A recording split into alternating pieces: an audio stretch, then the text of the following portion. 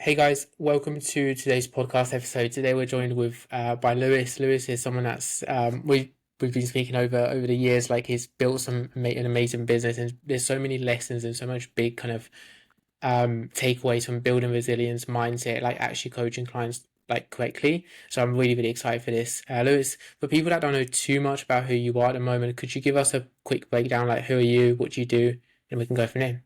Yeah, man, of course. Thanks for having me on. I was just thinking when you were saying that, I have actually followed you. Like, you were real young when I mean, I'm still quite young now, right? But it's been a while. Yeah. It's weird. It's weird to think that it's been 6 years. I think since we first Yeah, it will spoke be at an event. 6 years. It'll be something like that, which is mad. Yeah. So, who am I? I am.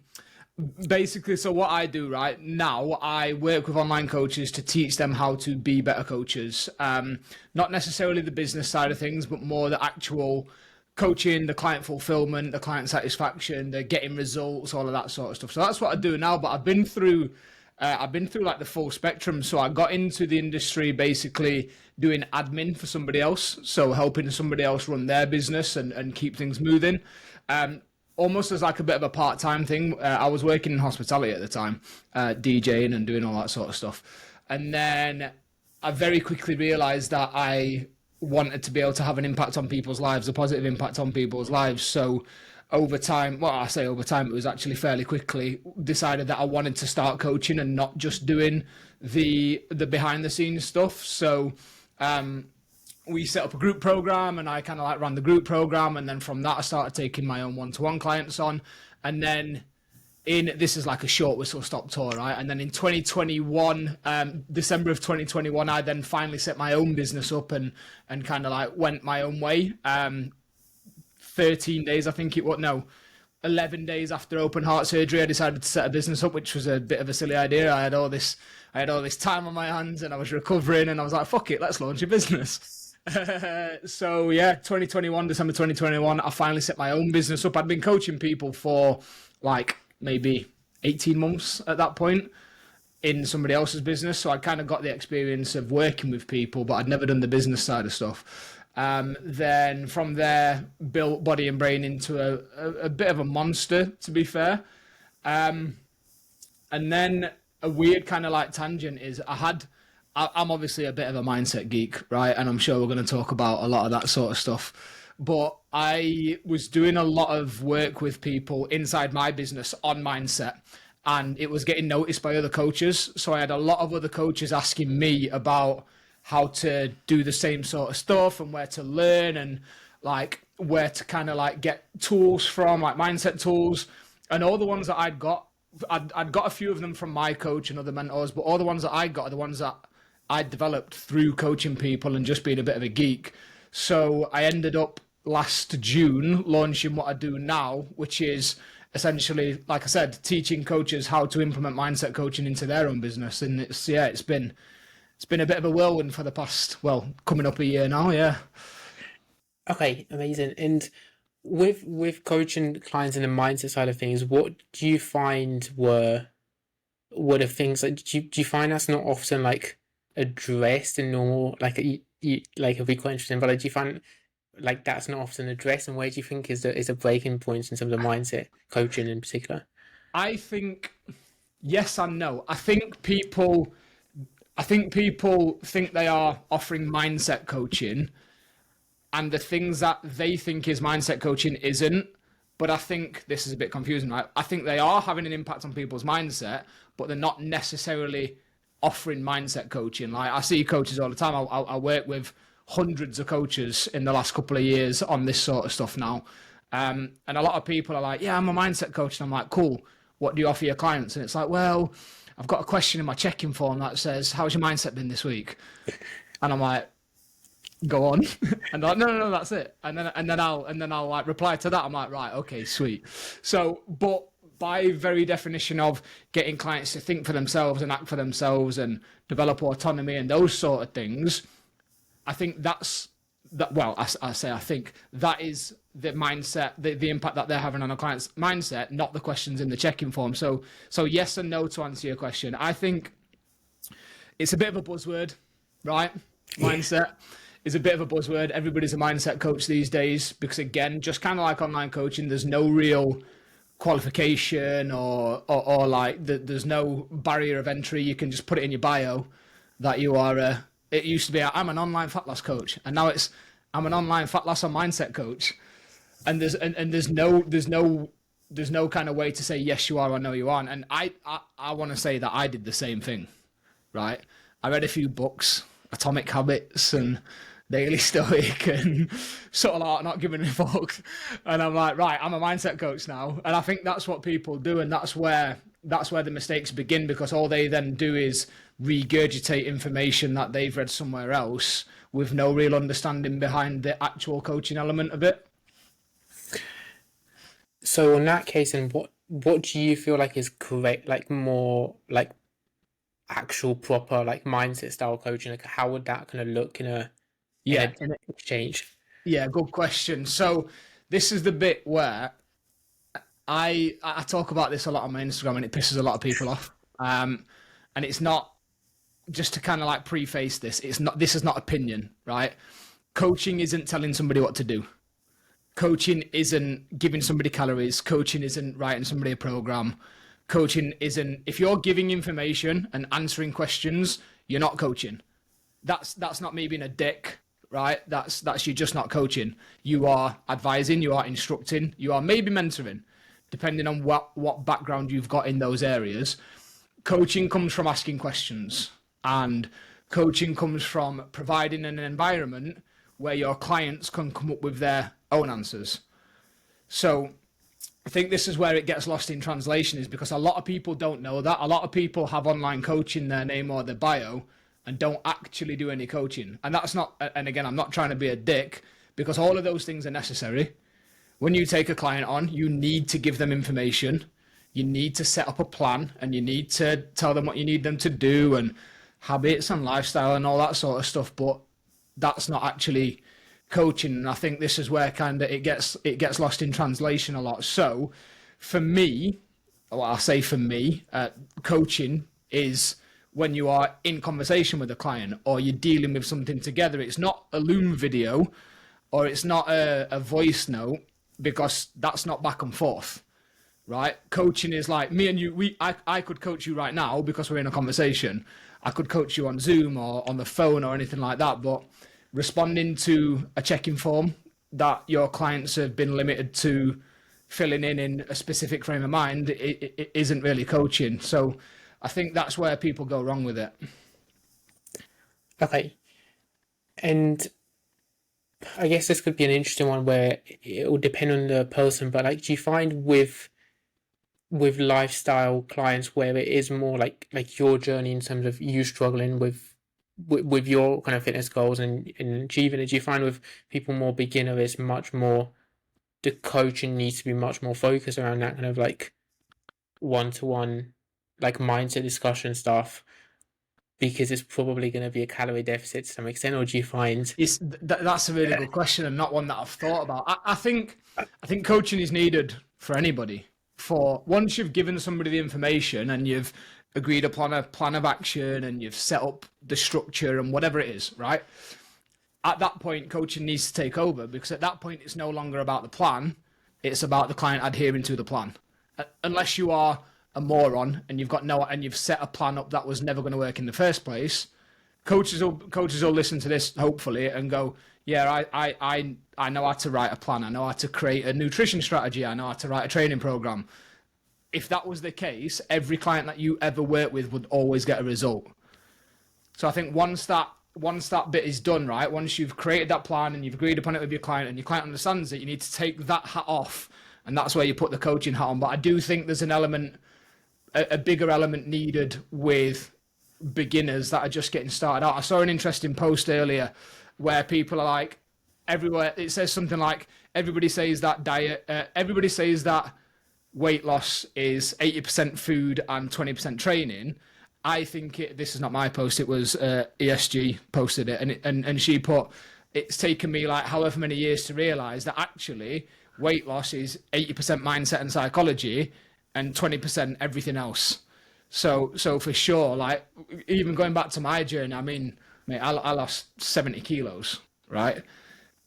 Once the calories had been set, there was no need to change them. Once the like I couldn't train because of my heart stuff, which I'm sure we'll probably talk about. But once I'd been set my steps and my calories and how much protein I needed to hit, that didn't need to change for months. Like I mean, at 150 kilos, you don't need to change things very often. You just need to actually find a way to make it work, and that's where the mindset side of things come into it for me, anyway. Amazing. And then in terms of like an actual coaching journey, so like the majority of people listening will be fitness coaching, like fitness to some extent. So like, is there one like overview or outline? You know, a client pays you. Like, what does like? Do you have like an outline in terms of what touch points, what kind of like milestones? How do you set up a journey from like start to actually getting the photo shoot or the amazing result? Yeah, so this is where a lot of people this is where me and a lot of people butt heads, particularly if they've worked with business mentors, because people will tell them that they need to have a system and that they need to be able to put people into the system and scale and leverage the time and all this sort of stuff. But whilst you do need a client journey, if you are doing that stuff, then you're not actually coaching the individual. You're trying to make the individual fit into your system. And that's one of the reasons why people are getting lost. So you do need a client journey for sure, and there does need to be milestones. And this is why having this idea of having a niche, for me, a niche isn't males 30 to 35 that work in offices and whatever, right? For me, that's not a niche. That's a set of tick boxes, a demographic, whatever. For me, if I go back to body and brain, my niche, I refined it over time. I started out by working with pretty much anybody, and I realized very quickly who I didn't want to work with. But for me, a niche is this whole idea of, do they have shared problems? Do they have shared goals? That was my niche. So I had people that had got poor relationship with food, that wanted to put an end to yo-yo dieting, and they didn't want to live like a bodybuilder. That was my niche. I had people that were employed and self-employed. I had people that were high-functioning business people. I had stay-at-home mum. I had all sorts of stuff, because I wasn't dealing with a job as a niche. I wasn't working with police officers or anything like that. So my client journey was based on that. It was based on, most of my clients will come to me in this state, particular state, mental state, physical state, and most of my clients will want to get somewhere over here to a physical and mental state. And I know the obstacles that they're going to deal with, because I worked with everybody. I worked with people that had done fad diets and Slimming World and Weight Watchers and stuff like that. So I knew we were going to have to unpick all that shit. And then I knew that a lot of them probably didn't enjoy the gym. So I knew we were going to have to deal with that. So it's about having clients that have got, like I said, that a similar process that they'll need to go through. But you can't build a singular client journey and hope to force everybody through it, because I would get clients sometimes that did enjoy the gym. What if I'd built an entire program about people not enjoying the gym? Like, there has got to be a one-to-one element in it, yeah. And I think that's like, I know, just for me, that's kind of the one thing that put me off a lot in terms of like, oh, like if I just choose police officers to work with, or teachers, then like I've enjoyed working with other people in the past, and it's just like, it kind of like feels like you're kind of like losing like potential clients. It blows my mind. I've got police officers, a fantastic one. And again, I know a lot of good coaches that have built very good businesses targeting police officers, but I've got a few police officer friends. I've got people that are literally armored up, kicking doors down, like trying to chase the bad guy type police officers. And I've also got police officers that sit on their ass in an office for 8 hours a day. So it's like, to me, it's naive just assuming that just because they've got the same umbrella term job, that they've got the same experiences. Like, it's, I kind of get it, because you can use certain language and stuff like that. But yeah, it's always fascinated me. So in terms of like keeping it more like intuitive and just gauging it based on what person needs, what other kind of stuff do you have, like a process in terms of, okay, here's how I know this client's struggling. Here's what, like, this is an indicator. He's struggling. I need to Yeah. give him more time. This Yeah. guy's doing great. I probably need to give him less time. I'm guessing that's kind of how, like, a dumbed down, my dumb enough No, no. version. Do you know it? it does pretty much work like that, and it comes with experience. So like something that not a lot of people are willing to pay attention to is, like I said, I started off by coaching pretty much anybody, and I also took my first 10 clients on completely for free, right? Because the only way you get to that, what you've just talked about, is having that knowledge and experience to be intuitive with your coaching.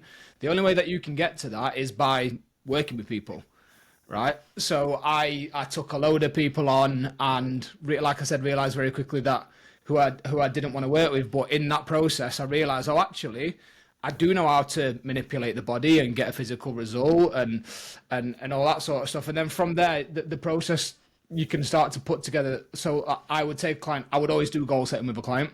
So I would always, and my goal setting process is pretty thorough. It's not just let's set smart targets for the next 90 days. It's like, let's work on the big vision. Where do you want to be in 3 years' time? Where do you want to be in 1 year's time? 6 months, 3 months? And then from that, I would let the client dictate how quickly do you want to get to these milestones, which is working with them on managing their expectations. So I would, if they were like, I want to be in photo shoot shape in 6 months' time, I'd be like, right, sick. Well, these are the things that you're going to have to do. Are you willing to do those things or not? Yes or no? If not, cool. We either need to change the goal or change the timeline. If you are, now I know what I've got to hold you accountable to. And then after that point, so it's that, to answer your question, it's that combined with then having a way to actually track that. Coaches, I was awful at it. Coaches are so bad at tracking data, anything, right? Whether it is, you'll see this, mate, you'll see whether it's tracking things like lead gen or tracking things like outbound, inbound, sales, closers. It's the same inside the business. It makes me laugh that coaches to their clients like, you need to track your data, you need to track your food, you need to pay attention to all of this and weigh yourself every day and take an average and numbers. Say to a coach, okay, do you do that? And they're like, nah. Nah. So it's the same thing so I used to use Trello. I used to have a system set up in Trello, literally 3 columns, traffic light system.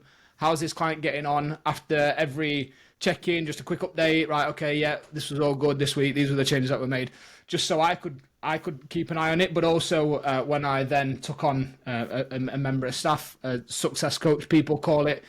I let him pick his own job title, and he wanted to be called an accountability gangster, so that's what we called him, right? But it helped me so that if I did a check-in and I knew actually they should have done this week, this is what the client needed to do, they didn't do that, so I could move the column and be like, right, okay, we'll put them in amber, we'll keep an eye on them, we'll make sure that we reach out to them more often. And so yeah, it's a two-part answer. The first thing, you need to know what you're actually holding them accountable to, and then you need a way of tracking it. Yeah, because then that's the thing as well. Like, some people just are quite happy just ticking over like much like slower progress. Some people just want, so like the happiness of that is different, which is completely fine, by the way. Like, it's okay. I used to, and again, so I speak about all this stuff so passionately because I've been that coach. I've made those mistakes of sometimes either wanting my clients' goals more than they want them, which is a proper head fuck. Wait, can we swear? It's a bit late. Yeah, 20 minutes. Oh, good, 20 minutes. A bit late, which can be really draining. But also, we need to realize that there are clients' goals, and they're allowed to change their mind sometimes, and they're allowed to take the foot off the gas. So when we see, I used to be guilty of it a lot because I've got a lot of people that had got a lot of weight to shift, because that's what I was like, that's the journey that I went through. So I'd get people come in at 130, 140 kilos, and they'd get to, let's say, 100 kilos, and they'd be absolutely buzzing. I'd be like, oh, mate, let's get another 10 off. And they'd be like, no, I'm good. So we as coaches can see people's potential, maybe, is a good way to say it. But we need to remember, if the client is happy making slower progress, or the client is happy getting to the point where they're like, do you know what, I'm comfortable, I'm good, then we need to remind ourselves as coaches, we've done a good job then. Like, that's good. If the client is happy and they've achieved what they want, we shouldn't then put our expectations on them. Well done. Pat yourself on the back, coach. You've done a really good job. Yeah, amazing. And then how would you, so we talked about the importance of changing the, like not having a slightly different way of having the audience. How do you now go about like actually knowing how to package that up and create content and like know like what to call your program, who to, how do you actually like sell it to people? Yes. How did I do that, or how do I think coaches should do that? Uh, yeah, how would you say coaches would do it? So like they know, okay, I want to work with this type of like psychology of people, Yeah, yeah. yeah. So I'll be completely honest. I'm really bad at this. I work with a mentor, a coach, Paul Mort, and I went to him with the idea, and I went to him with the vision of I want to impact this many coaches, and I want to impact this many. I call them end. It's quite a clinical term, but end user, so clients. So one of the reasons I moved away from body and brain to do what I do now is I had this idea of impact, and it's one of the things that I hate about the industry at the minute, that it's all about making more money, and people forget that actually making 10k a month, people need to remember that 10k a month isn't 10k a month, that's people, that's human beings. So I had this idea of impact, and I know it sounds a bit wanky, but I was like, I can work with 40 clients myself, or I can take 30 coaches on each intake of the course and hope, and if they've got 40 clients, it's a much bigger impact. So I went to him with the idea, and he helped me with that side of it. It's not something I'm an expert of it in. I very much, a lot of the stuff that I do now, people might slate me for this, but I don't claim to be a business mentor. Mate, I just read $100 million offers by Alex Hormozy, and expert, where is it? It's up on there, Expert Secrets by Russell Brunson. That's about as far as my business knowledge goes. Is that so? But yeah, it's, you said it best there. Start with the people that you want to work with in mind. Figure out what the shared goals are, and build it from there. Because there's no rule book on what your service should have in it, and you can work with whoever you want to work with. Don't let people tell you that a niche is not a niche. It might be harder if you want to work with, I don't fucking, I don't know, athletes that only work night shit. Like if you're too niche, it'll be harder. If you're not niche enough, it'll be harder. But doesn't mean you can't do it. Again, just like we talk about managing expectations of a client, you have to manage your own expectations with that, right? But come up with something for them. Like I talk about it I say to my coaches, but my clients who are coaches all the time. You build your service based around your clients. Like there's no rule book. You don't have to do weekly check-in, monthly call. You don't have to do Loom feedback. You don't have to do any of these things. The two things I say to my coaches are, what do you need to know to deliver a good service? And how will your client... There was a little thumbs up thing there. Did you see that? I always forget that it does this. So what do you need to know to deliver a good service? And how will your clients best receive that? For some people, it might be a WhatsApp voice note. If you're dealing with mega busy people, they don't want a 15-minute Loom. But if you're dealing with people that are, again, corporate and commute, a voice note feedback might be best for them, so they can listen on the way. So in terms of your service, build it based on what your clients need, not on what you think that you need, or what other coaches do, or what Instagram tells you. Like, you don't need ebooks. You don't need all of these things. For some people, they'll help, for sure. I had them, but you don't need them. Yeah, and it's that whole thing sometimes, isn't it? Like you just send them, like you just see, I guess you see what every other coach is doing in the Loom videos and like their voice notes, and you're like, I'll just do it. I honestly think, and I spoke about this on another podcast I did a few weeks ago, that I think most people that are now online coaches probably had an online coach themselves at some point. But I also think, because most online coaches are heavily into the fitness side of things and maybe went for a body transformation, I think most online coaches might have signed up with like a prep style coach and seen the way that they did things, which might have been meal plan, training program, quick check-in form, voice note feedback each week, and be like, oh, that must be the way to do it. But I've worked with coaches where my check-in, there was no questions. I just had to send them a video talking through my week. Then they would send the video back. I'm working with a coach now who uses Kahunas, and his is very much feedback done by voice note. Like, there's no right or wrong way to do it. It's just, what does your client prefer and what do you need as the coach? Amazing. And then you've touched on this already, but how do you go about kind of picking? Like, is there a task? Is there like questions you need to sit down and ask in terms of actually finding out who you wanna be who you want to work with, like how do you decide that? And how do you okay, this is kind of the pool of people, like the content I'll be creating to try and bring these type of people in. Yeah, so the process I went through is kind of different to what I'd tell people to do. So like I said, I actually went through I'll take anyone. And what I did is my niche, if you want to call it that, for body and brain, it got refined over time based on who I enjoyed working with and who I didn't feel I could connect to. So the first thing that I stopped doing is working with women over 40. And it's just because when they get into that age, I just could not connect or relate. I had no idea what a mum of two that was also working, I had no idea what they were going through. So I knew that a lot of my advice to them, it wouldn't have, I wouldn't have been able to do it. I'd also, obviously, because of my own health conditions, I'd had to, I wasn't training at the time, so it wasn't a big focus in my life. So I knew that also I didn't want to work with body transformations because it just wasn't something that I was passionate about. So over time, I did the whole, I'll take anybody, top of the funnel, it was really, really wide. And over time, I brought it down. But because I was coaching in somebody else's business at the time, I wasn't responsible for all the business side of things as well. It gave me that freedom to do that. And I understand that it doesn't always work for that people, and people have got to pay rent and basically put food on the table.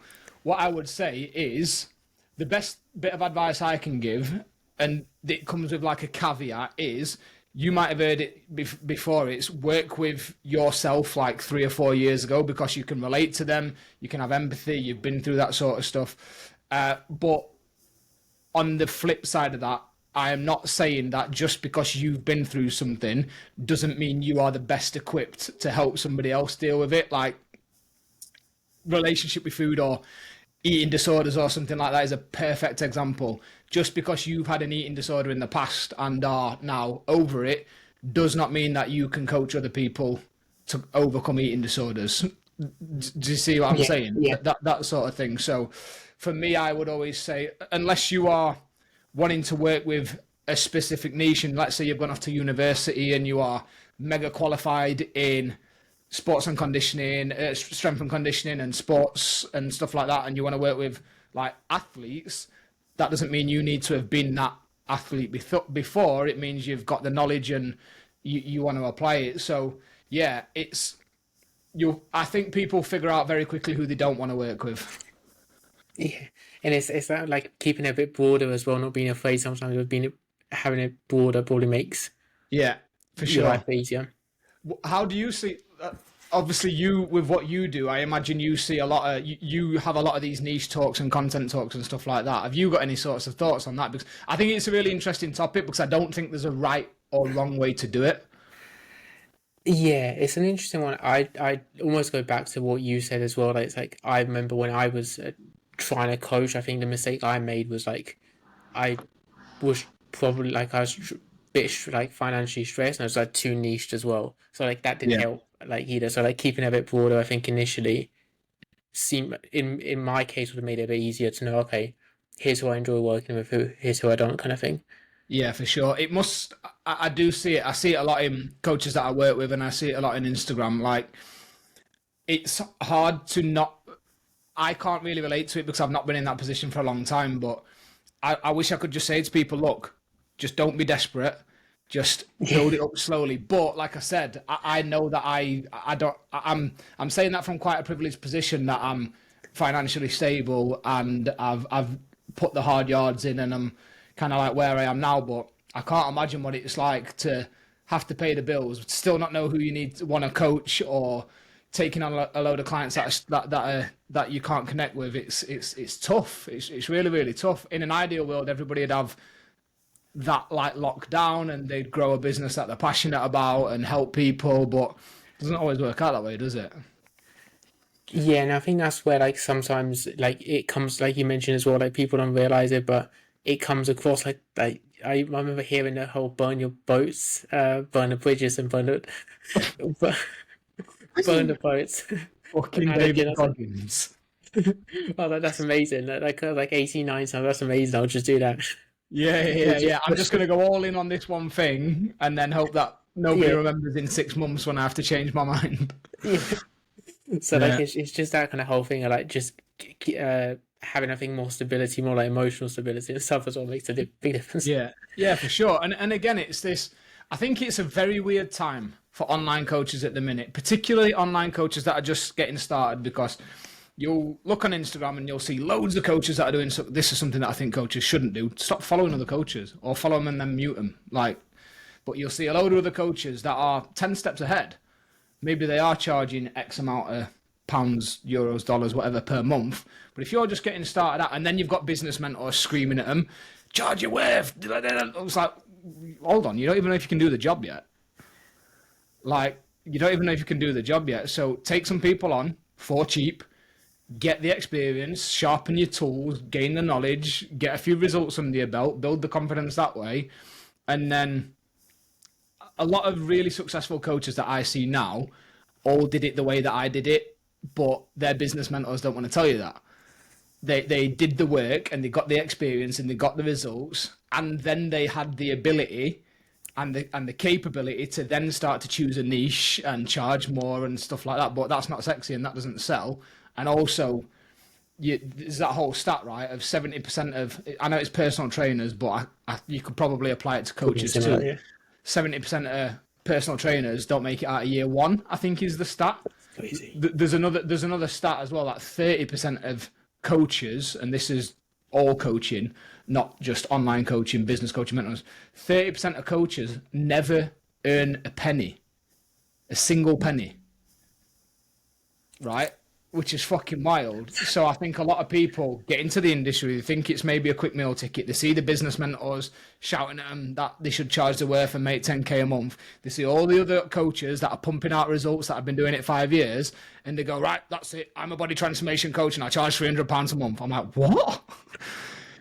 Yeah, but you know, like I actually think this is an interesting conversation, because I actually think that I did that, and I was in my head. It's very easy then to think, like, hold on, like the norm is like people making 10k a month. The norm is like is wrong, but like you don't realize it because your social media is like the people far ahead, and you don't see like you don't see the people that failed climbing trying to climb out it. This conversation about social media is one that I have quite regularly. Not last weekend, the weekend before, I was at Fit Expo all weekend and I was speaking there and we talked about it there as well.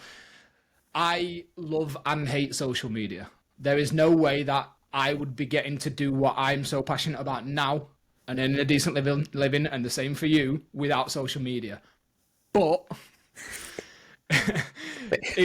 I think the conversation that needs to be had is that people are responsible for their own social media feed, right? We can talk about the algorithm and all that sort of stuff. Social media shows you more of what you look at. So if you spend your time as a new online coach and your feed is made up of successful online coaches and business mentors and stuff like that, stop fucking looking at it. I know that sounds really simple. Stop looking at it. Spend more time finding Sally and John that are going to be your next clients, and getting to know them and seeing what they're doing with their lives. Not this, you need to earn 10k a month. Like, it blows my mind, mate. I think this whole idea of you need to earn 10k a month puts more coaches off than it does helps.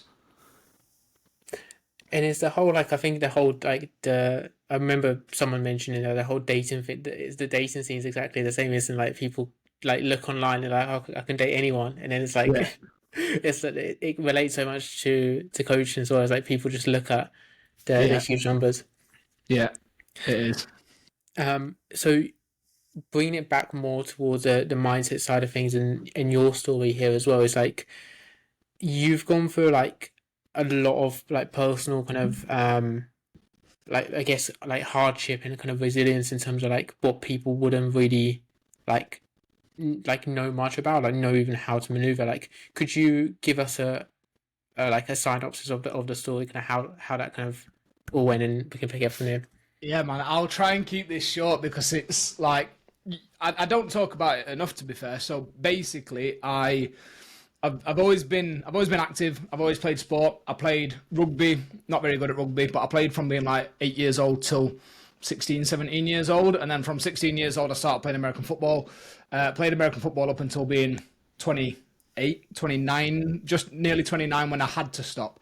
I've never been good at the dieting, so I was always really overweight. the context is important for when I get into this bit. So I was actually living in Australia, playing American football for the best team in Australia, and also playing for the state team. So the highest standard that I'd ever played at, the biggest, strongest, fastest athletes is insane, like amazing. I woke up one morning and I had this weird episode where basically I tried to say a sentence to my partner at the time, and all the words came out in the wrong order, and all this stuff, and basically went to the hospital, and they were checking for, they thought I'd had like a minor stroke and my speech had gone and stuff like that. No minor stroke, no blood clots, which was all great, but they did find at the time, they found a bicuspid aortic valve, which is the basically the valve that is responsible for opening and closing as your heart pumps the blood out to the rest of your body. It was bicuspid instead of tricuspid, so two parts instead of three. Something that I've been born with, and just I'd gone that entire time not knowing about it. Something that 1 in 100 males have got, and again, you will only find it if you start to develop symptoms. Most people will go their entire life and die, not because of the heart, and never know about it. You only really get to know about it if you are living that sort of extreme lifestyle, high intensity sport. So again, me at 150 kilos, American football, arguably the one of the highest sports in terms of intensity, because for those of you that don't know about American football, basically, the reason that people get stressed out by all the gaps is because you play in it's like 6 to 13 seconds is the average length of a play, but it's all done at 100%. So 6 to 13 seconds at 100%, 30-second rest. So yeah. And what that had meant is that basically when my heart was beating, the blood was pumping out, but then it was regurgitating blood back into the heart, and over that I'd developed an aneurysm. So not good, basically. I then carried on playing for a season and a half, nearly, because of basically the advice that I got in Australia turned out to be fucking ridiculous. You sound, carry on playing. And I then later found out that a lot of the stuff that like Premiership footballers drop dead and stuff with, it tends to be something similar to this, like a ruptured aneurysm done. There's nothing you can do. So that was it was January 2018 when I found out about it. I moved back to Australia. I moved back to England, and then in November 2019, it had got to the point where I had to stop all sport, stop all the gym, stop absolutely everything overnight, because it had got to the point what they call borderline intervention, which was basically, if you carry on, you're either going to die or need an emergency open heart surgery, if you're lucky.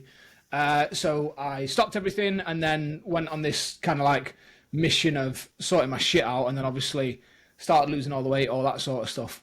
COVID happened, and then so from 2019 in November to December in 2021, when I eventually had the surgery, I then pretty much had to battle the NHS to allow me to have the surgery, basically, because of COVID and everything like that. So yeah, it was an interesting few years. I had open heart surgery in December 2021, and then it took me 6 months to be able to get back in the gym. It was like it was a whirlwind. I was meant to be bedbound for up to 3 months, and I walked out of the hospital 4 days after the surgery. And again, a lot of the mindset stuff that I'm so passionate about now is because I'm a living product of it, essentially. Like, as soon as I found out what was happening, I went out and found a mindset coach who I still work with now, Paul. I've mentioned him already, and just started putting all this stuff into practice and guinea pigged everything on myself. And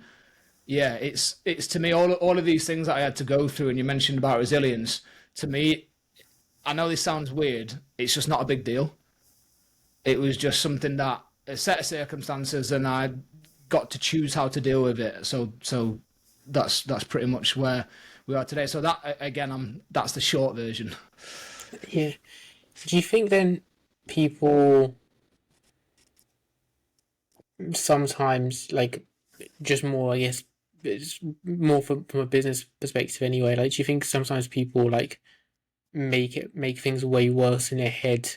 And I'm just kind of bringing back myself into this. Yeah, for sure. I think they really do. I think for me, and this doesn't apply to everybody, so again, I like to preface this. Whenever I talk about this stuff, I'm not for 1 second saying what I'm about to say applies to everybody. There's a difference between mental health and mental illness. If you are mentally ill and you are seeking help and you are like on those kind of like far ends of the spectrum, I am not talking to you, okay? Like this doesn't count. But for all those people in the middle, right, that aren't in those circumstances, people need to realize that everything in life is a choice, and everything that you are in your life is a product of your choices. And for me, where a lot of the mindset stuff comes into it is enabling yourself or your clients, if you're talking about mindset coaching, to take ownership of their situation. And that's not, like I said, that's not to do with calories or anything like that. That's to do with what's going on up here, like limiting beliefs and perceptions and expectations of how the world should work, and being able to reframe things, and how you're equipped to handle stress and all of that sort of stuff. You can talk about any aspect of mindset and any aspect of mindset coaching. It all comes down to being able to take personal responsibility first. Like you need to have that self-awareness to realize that actually there's something that you can do about this. And I speak about this a lot, and it's kind of like splits the camp, right? Half of the camp fucking hate that. They'll switch into victim mode. Not my fault. Not my fault. It's whatever. It's this. It's that person. It's this situation. It's where I live. It's my environment, and all of those things have a part to play. And the other half of the camp love that, because they'll realize, oh shit, yeah, actually, it is my response. I am here because of myself, which might sting a little bit, but by default, if you accept that you are where you are because of yourself, you also by default have to accept that, okay, well, guess what? You can do something about it then. If you've got yourself here, you can do whatever you want. You can keep making the same choices and be in the same position in 6 months' time, or you can start to address things and start to make progress. And it's like that kind of almost calmness to it makes it a bit easier in terms of like if you want to have more like ownership, Yeah, you might as well take more responsibility. I yeah, guess. for sure, mate. And it isn't easy. I'm not saying it's easy whatsoever. Like, there's a lot of wanky terms that people use, and I can't think of a better term than inner work, because this is what it is. It's not, you're not working on your physique. You're not all that stuff. It's inner work. It's self-awareness. It's shining a light on the bits that you don't really want people to see and addressing them, and figuring out how you respond to stress and stressful situations. And it's sometimes it's not nice, and developing that self-awareness, you can't just pay attention to the good bits. Like, you need to pay attention to the bad bits as well. But it's something that I think, particularly in this day and age, and particularly if we're talking to people that are trying to build a business, you need to get out of your own way. You absolutely need to get out of your own way. And it's fine if you don't, but also if you don't want to get out of your own way, don't then complain if you don't get the results that you want. It's you can't have it both ways, unfortunately. Yeah, and it's so much down to you. So like, what would you say? So someone listening to this, business owner, like they might be listening, they're like, I'm stressed, I'm overwhelmed, I'm anxious. What kind of inner work, what kind of inner dialogue, what questions, prompts, etc. would you recommend to get them unstuck? Oh, mate, how long have we got? Right, so the first thing that I would say is stop labeling yourself as I am overwhelmed, I am stressed, I am anxious, I am whatever. This applies to everything. It's not just those things. I am a self-sabotager. I am this, I am that. We know, research shows us, and this is the thing that, again, when you coaches that say that they do mindset coaching and stuff like that, you ask them any of the research, they've got no fucking idea, right? Because this is a real thing. It's not just because we can't see it and it's not tangible.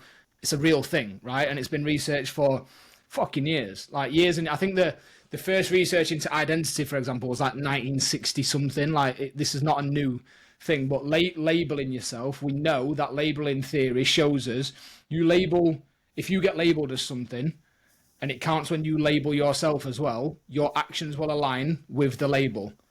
Okay, it's people might have heard of this term self-fulfilling prophecy. if you label yourself as somebody that is stressed, you are adopting that as part of your personal reality, of your personal identity. I am anxious. I am stressed. I am overwhelmed. Versus, I've got a lot of shit to do. Just the framing of it doesn't change how much work you've got to do. It doesn't change all of the things that you've got, but you will stop adopting it as part of your being, as part of your identity. And already then you can take ownership of, I can deal with this. If you say you are something, I am a self-sabotager, I am stressed, you already, whether you realize it or not, your actions are then going to align with that thing. So first thing is, and I know it sounds like such a small change, but I actually, when I was at Fit Expo last week, somebody asked me about this whole imposter syndrome thing, and it was the same thing. It said, I have got imposter syndrome. I'm like, there's no such thing. Stop using the words. I'm not saying the experience isn't the same. You feel something, but stop identifying as this thing. Because I said to him, what happens when you identify yourself and you say, I have got imposter syndrome? I said, what do you then do? He says, well, I avoid doing the work and I don't like to put myself out of my comfort zone. And we had this like back and forth. This is in front of a crowd of people. And I was like, okay, cool. And is that positive? Does that help you get where you want to be? And he's like, no. I'm like, right, okay. So do you think it would be different if you started saying, I am uncomfortable instead of I have imposter syndrome? It was like, well, yeah, would you be more or less likely to then go and do the thing? So this whole idea of labeling. So first thing that I would say is, yeah, stop labeling yourself.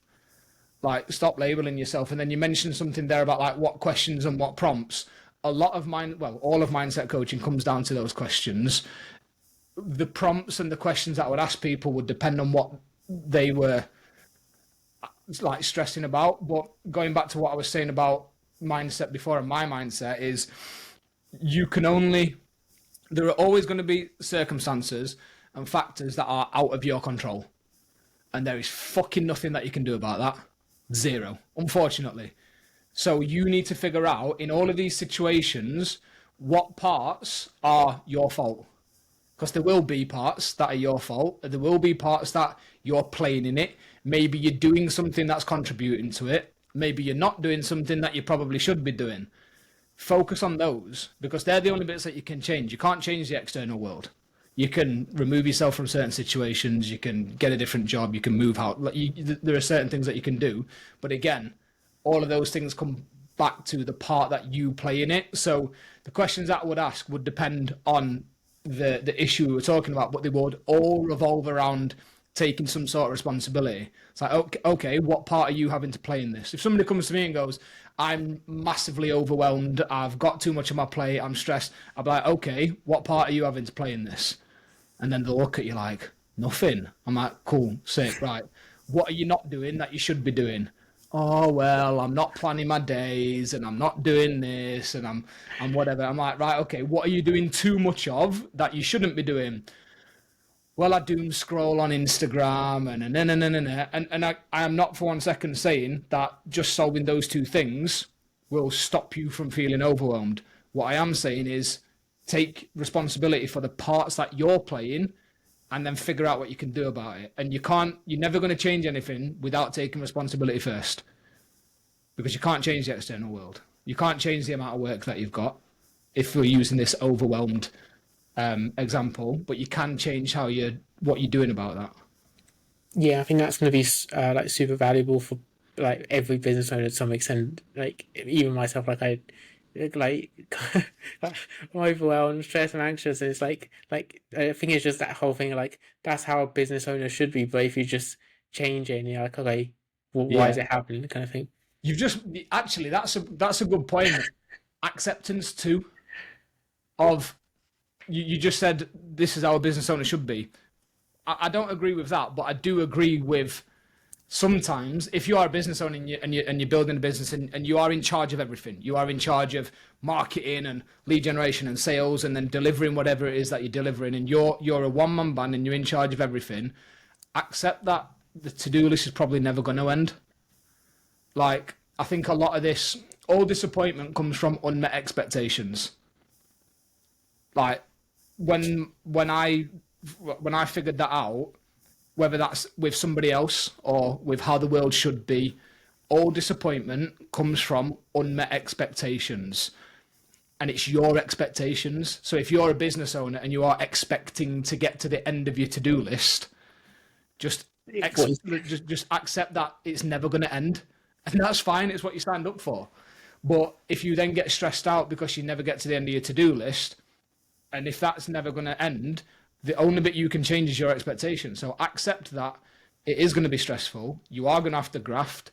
There's going to be times where you are going to have to do 12-hour days, 7 days a week, and there are going to be times where you'll have less to do.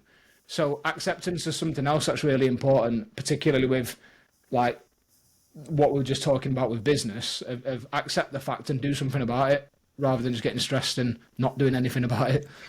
amazing? What would you say it'll be interesting here if there is one kind of like list or like idea for you, but like have you seen any kind of particular character traits needed in terms of like how what your coaches in terms of how they build a stable, good coaching business and the character traits they have? Is there a set like traits of that, or is it just very like different? Ooh, that's really so.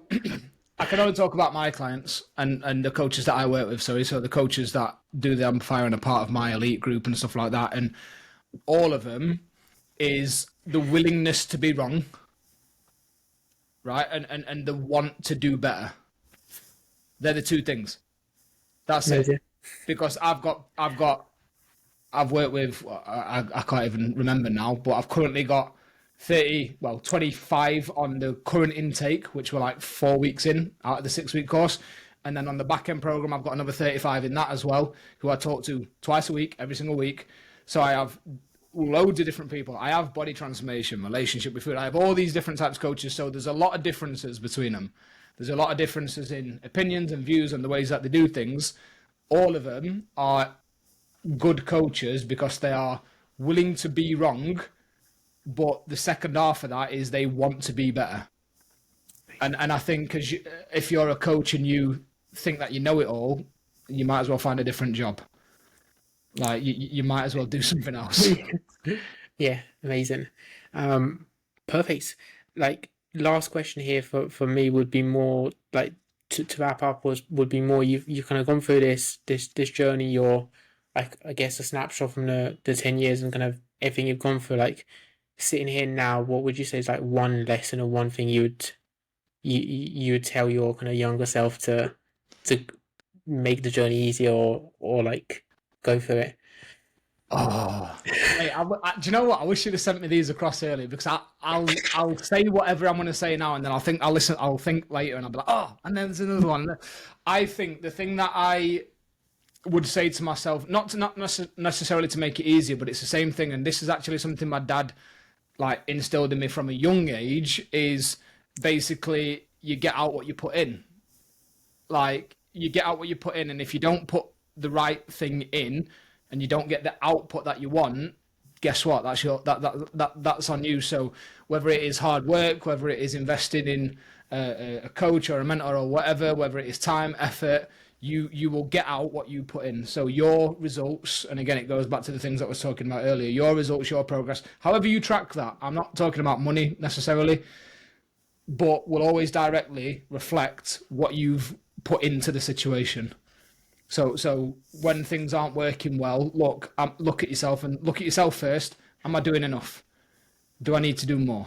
Like, forget what the fucking Instagram work-life balance gurus these days are telling you. You should only work 4 days a week. It's like, yeah, but you forget that you worked 7 days a week and now you work 4 days a week. So look at what you're putting into the equation and can you do more? And I know that sounds very like, again, nose to the grindstone, grind culture, but that's pretty much what's got me where I am today is can I do more? Amazing. Where can people find you listening, like after they've listened to this? Yeah, of course, mate. So I am on Instagram. It's at Lewis Potts Official. I'm not sure when this is going live, but on Saturday, I'm actually launching my own podcast as well called The Coaching Code, which will be on Spotify, Apple, and YouTube. Hopefully, if I figure out how to get it all, all uploaded and scheduled and stuff like that. And that's pretty much it. If you have got any questions or anything about mindset, just give me a message. Like I said, I'm a bit of a geek and I love talking about this shit. So you know where I am. Yeah, amazing. The relevant links and stuff, I'll find the podcast and I'll put it down below. So Buzzy, mate. Thank you very much yes, for having me. I love talking about this stuff. I appreciate it. awesome.